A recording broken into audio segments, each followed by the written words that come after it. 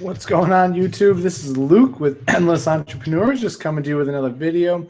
Tonight, I'm going to talk about the top 3 lessons I've learned so far. We're about, 3.5 weeks into my first bulk purchase ever for eBay.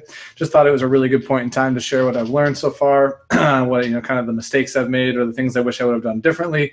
A big part of why I was excited for this bulk purchase was so that I could learn and share what I learn as I go through this, because it is my first time. So I can clear my throat here.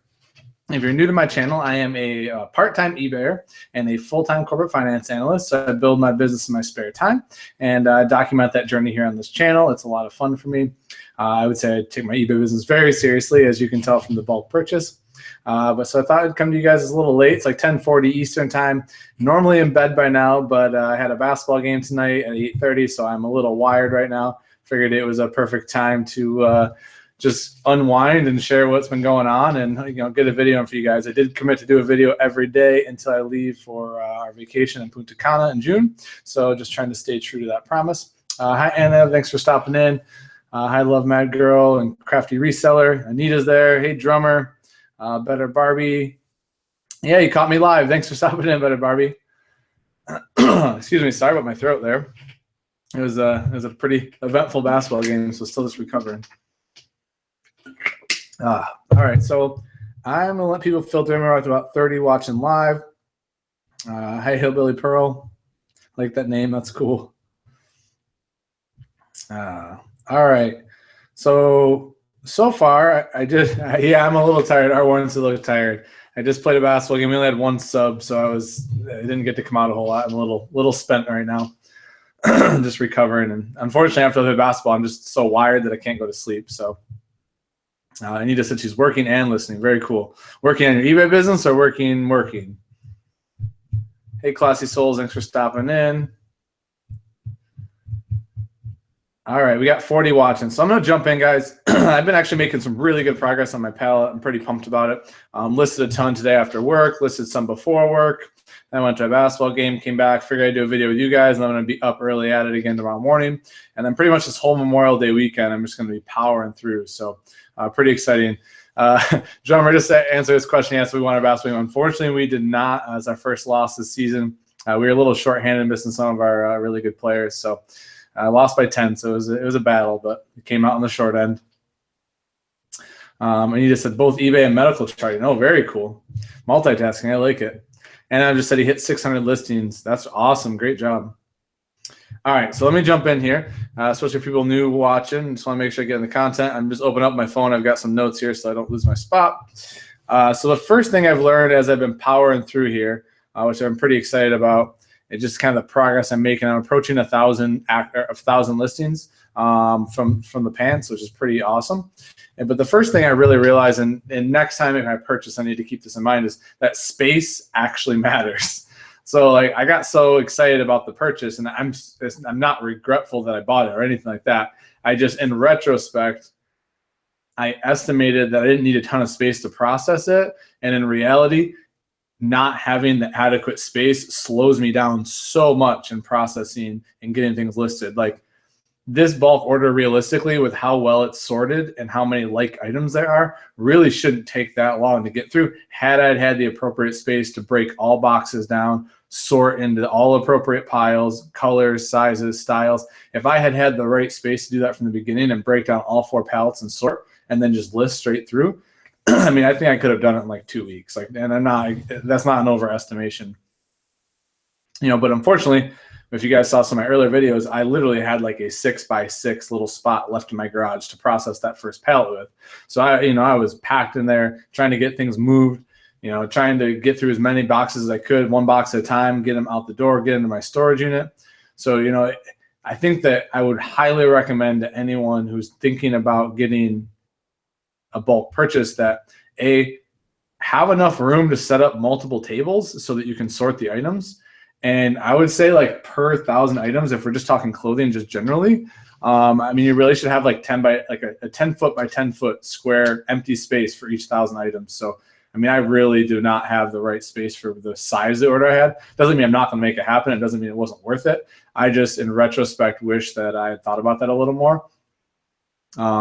and had made some better arrangements. But that's the way it is. That's why you do this. So you experiment and learn and, kind of see what it's all about. So I'm not upset about that by any means, but I would just highly recommend that people who are looking to bulk purchase, if that's something you're interested in, just whatever you think is enough space, like multiply it times 2 and shoot for that. Because you kind of in your head, I think that you always are overly optimistic, at least I am. And so I think I can just do more in shorter time and do more in a little bit of space. And the realistic part of it is having space to move around, having space to process and get through every single box and get them sorted so that you're not making multiple listings of the same type of item because you had it in box 20, then you only opened box 1 through 4 when you first did it, and they could have matched up. So hopefully that makes sense to everyone. I think that's really the first big lesson that I learned. So let's see. I'm just kind of looking here. Hey, Robin, thanks for stopping in. Yeah, hopefully that resonates with some people. I know a lot of people are curious and want to start bulk buying a little bit, and I'm just learning. So hopefully that just make sure that you plan on having enough space. Otherwise, I think that also it can become overwhelming too, right? So like if you don't have enough space and you go to look at it and you just shut down, you're like, no, I can't touch it, and you shut the door and don't go back. It's like that can work against you too. So I feel like it's really important to make sure you plan ahead for that. All right, so second one, we're moving along here, is overestimate the waste factor that you're going to have for whatever you're going to buy. And what I mean by that is, I'm not surprised at what the waste is right now. I'm pushing almost I'm like at 15 or 16% waste right now on what I've gone through. I think by the time this is all said and done, legitimately, I could be at about 20% waste just from the stains and everything. And when I say waste, I mean I ordered 3,000 pair of pants, and right now of the pants I've went through, 15% of them are unsellable.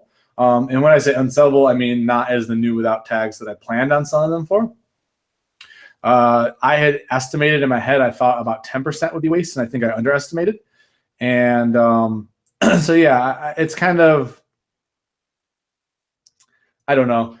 I'm not disappointed by it. I just want to recommend to everyone that if you're going to make a deal where the margin's kind of thin and like, hey, you might double, triple, or quadruple your money, like I would really be conservative and estimate you're going to have more waste than you think, and make sure it's still a profitable buy and make sure it's still worth your time. For me, it is still worth my time. Even if I hit 25% waste, honestly, with how cheap I got into these and how much the jeans and some other things are going to sell for, I think it's totally worth it. I'm really pumped about the buy. I'm just thinking ahead for future orders that when I negotiate, especially when I negotiate price, I'm going to factor in that waste percentage a lot higher, and I'm not going to budge on it.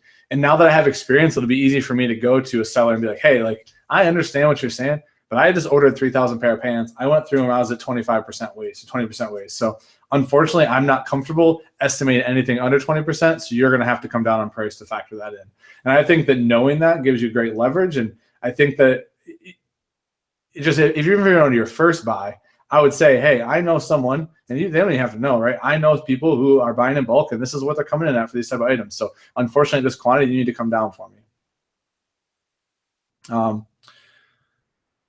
Drummer just asks, it's tough to estimate the waste. What would you think max waste would be acceptable?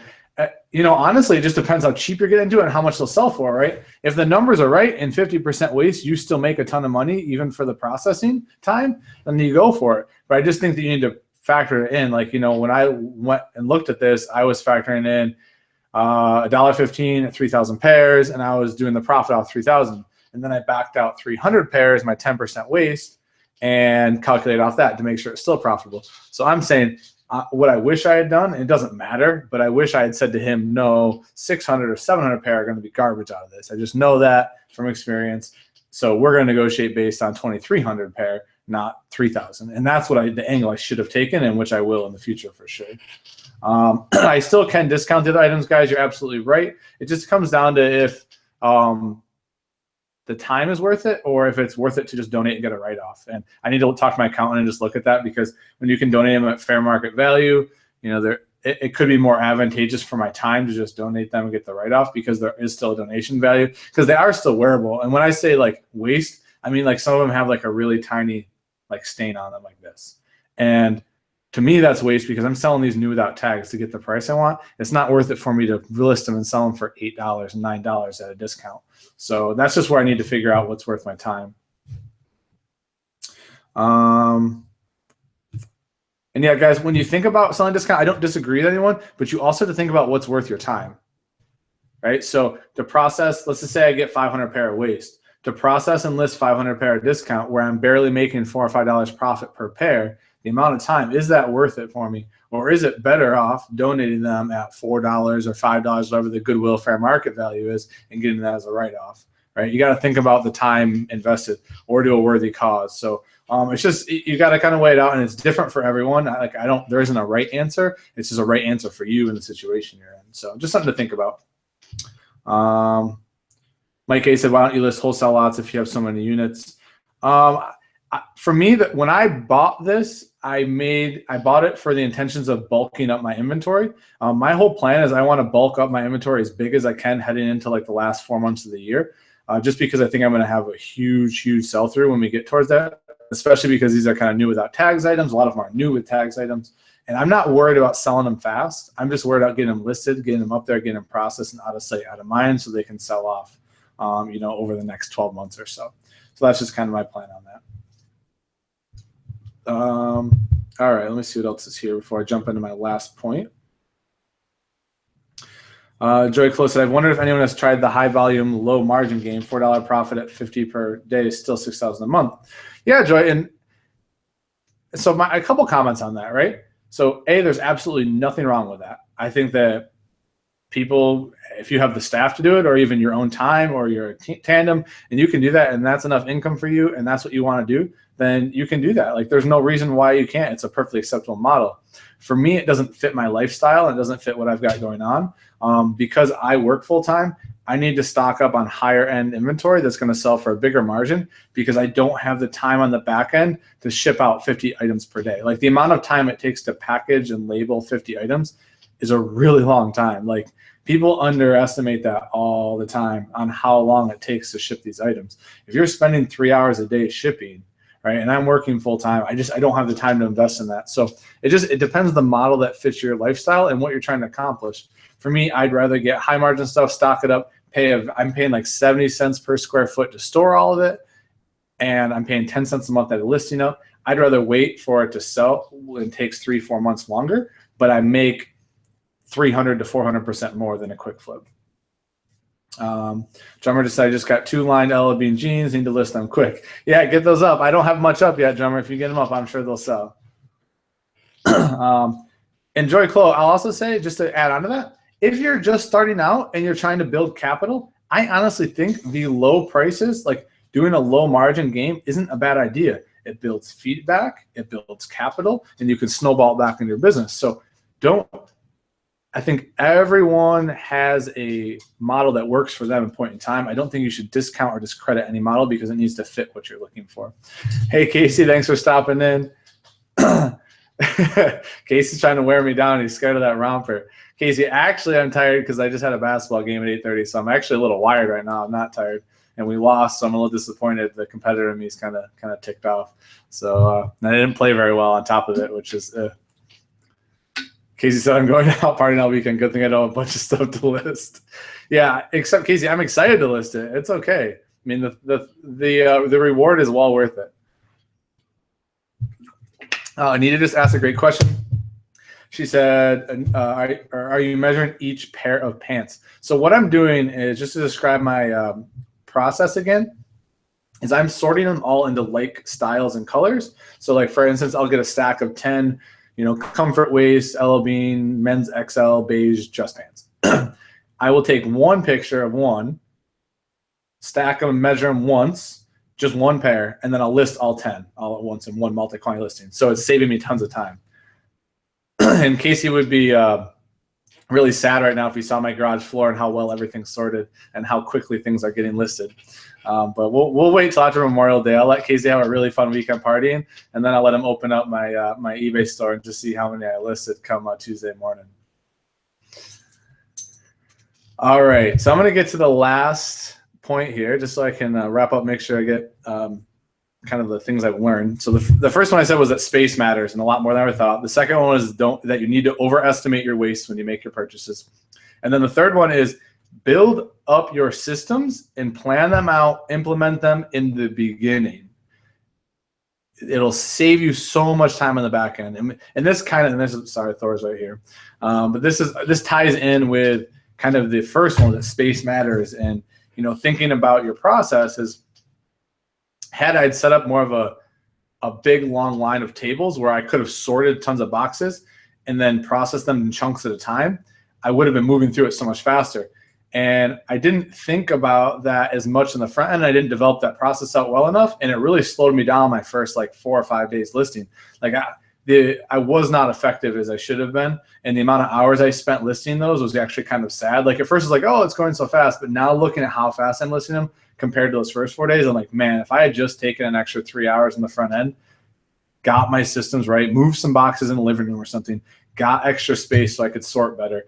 And if I had just been more disciplined in the front and really planned out how the workflow was going to go, I would have got through this even faster. So I just really urge people, if you are going to take on a bulk purchase, really think it through, plan out like the workstations, plan out the workflow, get it set up ahead of time. Don't get so excited that you just dive in and ignore it just because you want to start listing stuff, and then slow yourself down on the back end. And Case just had a great point, and that's like one of my favorite shows, The Prophet, Marcus Lemonis. And he says people product can be perfect, but it's all about process. And it's totally right. Obviously, you know, you can have the right people there working and you can have the right product, but if your process and the flow sucks, they're going to work really slow. And obviously always be willing to adapt your process, which is what I've done this last couple of days. Is I've just been like, okay, no, like I spent the last 5 days sorting pairs of pants so that I would be faster on the back end, so that I would make sure I don't lose my bet to Casey. Like I had to invest that time up front. Had I done it even earlier, this would have been even more easy. But I should still finish easily by June 10th. This shouldn't be a problem at all. But hopefully that makes sense to you guys. I've been playing around with the things that have mattered to me and that I've been learning and I wish I'd done different. And I just wanted to share them with you guys because I've seen a lot of chatter in the different forums about starting to buy in bulk, where to buy in bulk, why to buy in bulk. I just think it's important to start that we all as a community share what we're going through so that we can, you know, be better resellers and be more efficient and better with our time and grow. Because there is enough inventory out there for everyone, guys. I can tell you, the more I've been learning, the more I've been seeing, there is enough opportunity for absolutely everyone if you're willing to act on it. Casey just asked a question. He said, I know your spreadsheet shows the style and type. Do you plan on sniping those specific ones that do the best price-wise? Like after this bulk lot is done, of all being specific. Casey, so do you mean sniping them to control the market so that my high-end stuff stays high-end, or do you mean sniping them just to resell in general? And yes, there's so much inventory. Anita, yeah, I'll have it done in my 30-day time. I mean, technically 30 days. I spent 10 days on vacation after I got it. So 30 actual working days, yes, it'll be processed and listed.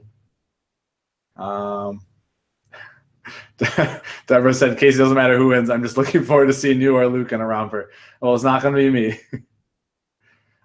Casey said, yes, buying competitors and specifically after in general. Yeah, Casey, what I've really thought about, I need to really do some market assessment on the higher end ones that I want more dollars for. And I think it may be worth sniping them out just to control the market. I don't know. I used to be a video gamer back in the days, and I wonder how many of you played video games that were MMO type.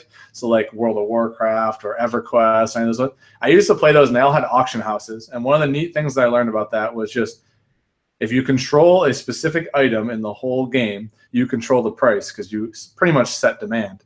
And so what Casey's kind of saying is, if the items, so like the flannel line jeans, for example, if I have all of one size and style and there's one other competitor selling it, should I just buy it?